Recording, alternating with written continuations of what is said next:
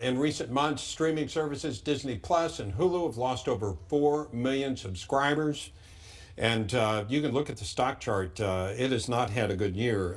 They've definitely, just as Sarah said, been hammered. Yeah, And a lot of people point to the politics. That's right. A 56% drop in their stock. And again, their stock, as Sarah said, at a 9-year low. Joining us to discuss, Jessie Jane Duff, as well as president of the Family Research Council, Tony Perkins.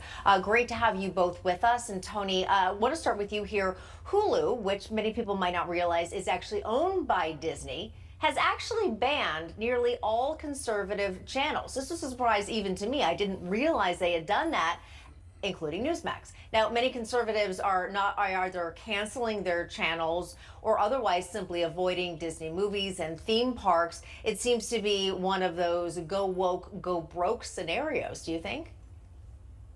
Katrina, absolutely, it is. And going back to President Biden's speech that he's doing right now on drugs, for every action, there's a reaction. And Disney has become the land of disenchantment for investors. As you just heard, their stock is at a 9-year low. They've lost about over half of their market capitalization.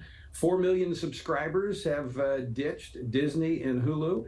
Look, the folks are waking up. And this is the kind of a new era that we're in, where consumers are being more aggressive in how they spend their money. It's showing at the box office for Disney, but it's not just there. It's not just the investors that are grumpy.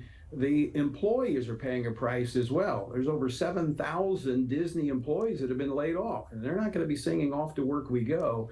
All this because the Disney leadership has cast their lot with the LGBTQ, groomers and those who are anti-parent when it comes to the laws there in Florida and elsewhere. Yeah, very nice tying in all those little references to Disney. Very well done. But I guess we can all do it because it's a small world. In March 2022, Disney came out in opposition to Florida's parental rights in education law, which forbids any instructions on sexual matters for children in kindergarten through 3rd grade. That's part of what it was. Jessie, Disney, on the other hand, has brought out all these woke movies, fought Florida, these efforts. What are your thoughts on this? Well, Disney recently came out with Snow White and the Seven Dwarfs, and they decided not to have the dwarves be dwarves, which is actually a real type of issue for many Americans, dwarfism. And in fact, a Hollywood dwarf who's quite famous, unfortunately his name escapes me, spoke out against this. You basically have eradicated us and our opportunities in stage and theater. They had the Snow White spoke out against the prince that came to her in the movie and vilified him in her public presentation.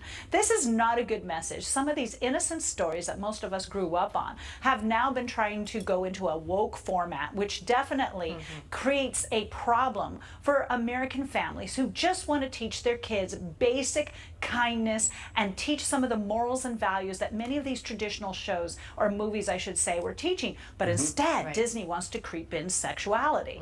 No, that's true. It seems like they're not just changing history, but changing art, and certainly not in a good way. Tony Perkins, thanks so much for being with us. Appreciate your insight. Jessie Jane, stick around with us.